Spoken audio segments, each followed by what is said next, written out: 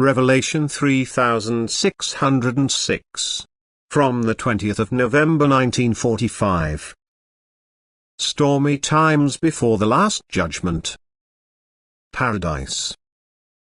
The Last Judgment will put an end to all abominations, and peace will be on earth for a long time.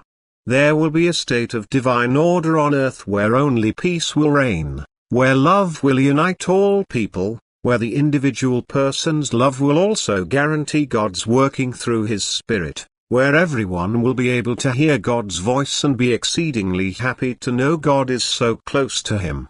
Where God will also visibly dwell amongst His own in an as yet inconceivable way for present-day people. People on the new earth will live in paradise again, in harmony of soul, in yearning for God and His love, and in constant fulfillment of their longing. And all evil will be banished for a long time.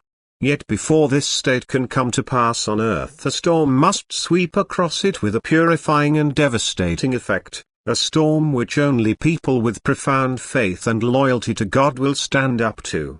They will suffer great distress, yet their later time on the new earth will amply compensate them for all previous adversities and afflictions.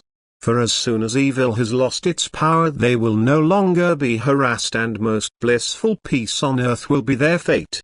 This is why the final stormy time should not be dreaded by the believers, for God's will is above all happenings. God's love will work amongst His own, and His power will overcome Satan's power at the right time. And regardless of what will threaten the believers, worldly power, human hatred and unkindness will be unable to prevent the coming bliss on earth or in the kingdom of the beyond for those who will remain loyal to God. They cannot kill the soul although they want to kill the body. Yet God will even prevent this because He wants His own to inhabit the paradise of the new earth. Because they are intended to form the root of the new generation, and because they shall be compensated for their previous time of distress as a sign of God's greater than great love, which wants to provide His own with a blissful fate on earth. Therefore they will also be endowed by God with extraordinary strength with which they will be able to overcome all evil, and which will enable them to stand up to the worst hostility. For the bulwark of their faith will be most violently shaken. And only in those who have overcome their desire for the earthly world will the strength arise to offer resistance. But anyone who will still allow himself to be captivated by the appeal of the world will relinquish all resistance. He does not belong to the flock of those faithful to God. He will sell his soul for ill reward. For whatever he believes himself to have gained will crumble on the day of judgment. And all atrocities will come to an end on this day. All God-opposing spirits will be banished, and a state of calm will ensue in the whole of the universe, a state of peaceful activity which is incomparable to the peace of death. The latter is the fate of the banished spirits, which will be bound in utter weakness within solid matter, and for an infinitely long time be unable to become active.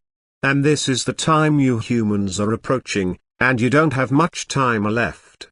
If you want to be successful during the last days before the day of judgment, you must still diligently work at improving yourselves. You must contact God increasingly more sincerely. You must draw strength for yourselves daily and hourly, and constantly remain in prayer in order to always receive strength as soon as you open your heart and desire God's grace and strength. And He will be and remain with His own until the end. He will dwell with them in the paradise of the new earth and stay inextricably united with them for all eternity. Amen.